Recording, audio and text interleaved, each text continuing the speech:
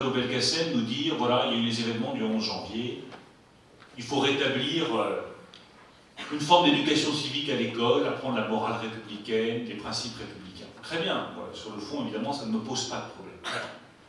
Simplement, quand vous discutez avec les profs, et j'en vois très souvent, des profs du primaire notamment, qu'est-ce qu'ils vous disent? De toute façon, les enfants ne comprennent pas ce qu'on leur dit. Vous dites république, ils ne savent pas ce que c'est.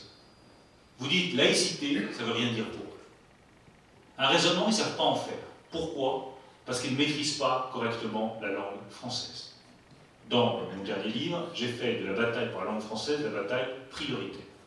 Alors j'ai creusé les choses. En 30 ans, c'est un ancien proviseur qui m'a dit ça, le nombre d'heures consacrées au français au primaire a été divisé par 2. Par 2. On se demande toujours pourquoi est-ce que les gamins d'il y a 20 ou 30 ans parlaient correctement le français, et même lorsqu'ils étaient au niveau du brevet, ils savaient écrire une phrase correctement en français, faire un raisonnement, respecter l'orthographe, avoir une maîtrise de la langue. Tout simplement parce que le français était la matière principale et était assumé comme tel. Quand on ne maîtrise pas la langue, on ne maîtrise pas les raisonnements, on ne maîtrise pas la complexité, on ne maîtrise pas ce qu'est une caricature. Caricature, allez dans un collège, faites l'expérience que j'ai faite. Demandez à des élèves issus de l'immigration, dites caricature. Ils ne savent pas ce que c'est qu'une caricature. Ils ne comprennent pas le sens du mot caricature. Second degré, ils ne comprennent pas ce que c'est que second degré. Ironie, ils ne comprennent pas ce que c'est que l'ironie. Donc la priorité absolue pour moi, c'est de rétablir un nombre d'heures d'apprentissage du français primaire qui permettent à nos enfants de maîtriser la complexité à laquelle ils sont confrontés. Parce que les enfants, ceux d'aujourd'hui et ceux à qui il faut offrir l'avenir le meilleur possible, ils arrivent en classe, c'est aussi toute la nouveauté. Il y a 30 ans, 80% de leur savoir, ils l'apprenaient en classe, 20% à l'extérieur de la classe. Aujourd'hui, un gamin qui a 10 ou 12 ans, je le vois avec les miens, 80% de son savoir, il l'apprend en dehors de la classe, sur Internet, à la télévision, à la radio, sur le numérique, et à peine 20% en classe. Si vous ne lui donnez pas les instruments intellectuels pour avoir un esprit critique, pour comprendre, il n'y arrive pas. Donc priorité absolue, l'apprentissage de sa langue, c'est-à-dire la capacité à comprendre votre environnement, à comprendre ce qui vous entoure. La capacité d'étonnement doit aussi se faire vis-à-vis des enseignants. Moi, je suis enseignant à la base. Il n'y a pas de beau métier pour moi, et je pense qu'on n'arrivera à aucune réforme de l'éducation nationale en France si on n'arrive pas à entraîner les enseignants avec nous. Et je refuse catégoriquement la position classique de la droite qui consiste à imposer des choses aux enseignants pour faire une réforme de l'éducation qui ne se fera jamais. Mais ça n'exclut pas de garder, une fois encore, sa capacité d'étonnement devant la folie du système français. Vous allez dans une classe de première, je suis allé il n'y a pas très longtemps à Lille, dans le Nord. Vous avez un enseignant de français et vous avez un enseignant de mathématiques. Ils ont les mêmes élèves. C'est le même collège, la même classe, les mêmes élèves. Alors il y en a un enseignant de français, il a passé l'agrégation, donc il n'aura que 15 heures de cours par semaine et il sera payé 2600 € net par mois. Le prof de maths, pas de bol pour lui, il a fait que le CAPES, il est que certifié, donc il va travailler 18 heures par semaine devant les mêmes élèves et il va toucher 1600 € net par mois. Nous sommes le seul pays au monde où ceux qui travaillent plus peuvent gagner moins et ceux qui travaillent moins peuvent gagner plus parce que l'un a eu le bon diplôme et l'autre ne l'a pas eu. On ne peut pas continuer comme ça. Est-ce que ça a du sens? Moi je suis agrégé de lettres. Donc j'ai fait l'expérience. Alors je suis un spécialiste du rythme de la phrase proustienne, du placement de la virgule et du point-virgule. Mais quand j'étais prof à l'université Lyon 2, je me suis aperçu que mon savoir ne servait absolument à rien. J'avais devant moi autant d'étudiants que ce soir, et je me suis vite aperçu que tous ces étudiants qui étaient dans la célèbre filière de lettres, qui, comme on le sait, conduit à des nirvanas de réussite professionnelle en France, ils ne savaient même pas s'exprimer correctement en français. Donc moi j'arrive, je leur enseignais Proust, et en fait, il faudrait que je leur enseigne le bled. Le bled au sens... armé.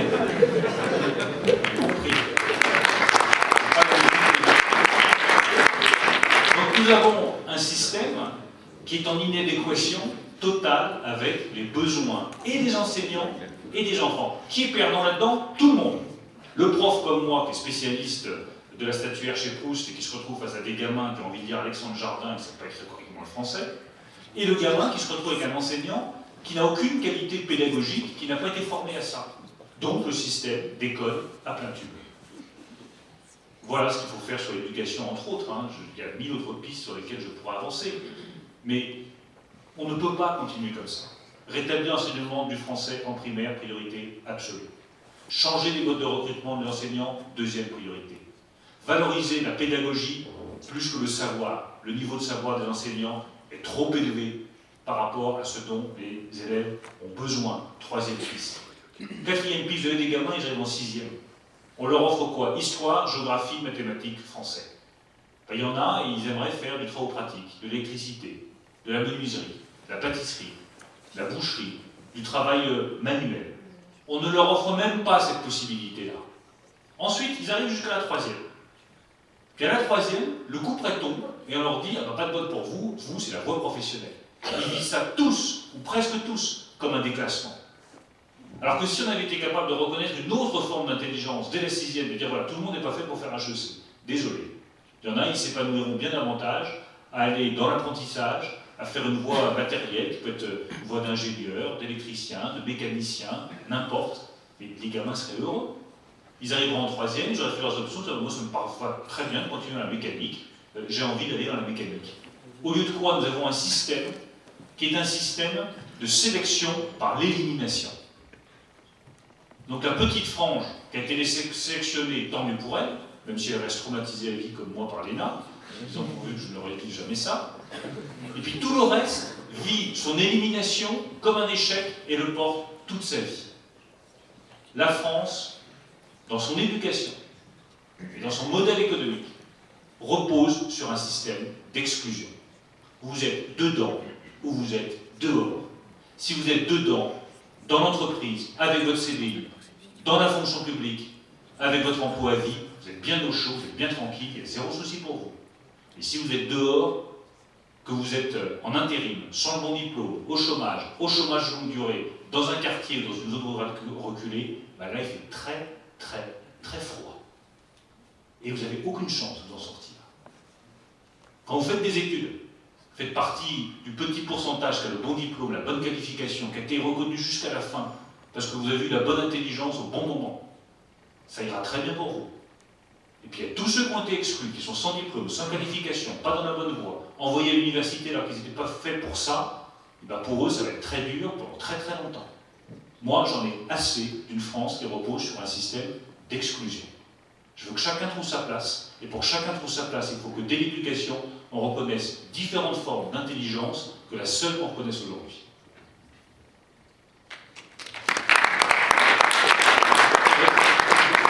Bonsoir messieurs. On fait tous aujourd'hui le constat de la montée du Front National qui est en passe, n'ayons pas peur des mots, est le premier parti de France aujourd'hui. Pour moi, la droite a deux leviers pour lutter face à cette montée. La première, c'est assumer ses valeurs. Quand on regarde les slogans de la droite au début des années 90, on croit rêver. On n'ose plus s'attaquer à des thèmes comme la préférence nationale. On a l'impression que la droite a peur de ces mots-là. Déjà, j'aimerais connaître votre avis là-dessus. Pourquoi en fait, la droite est si frileuse sur tout un tas de thèmes qui, il n'y a même pas 20 ans, ne faisaient pas vraiment débat et aujourd'hui, il y a tout de suite...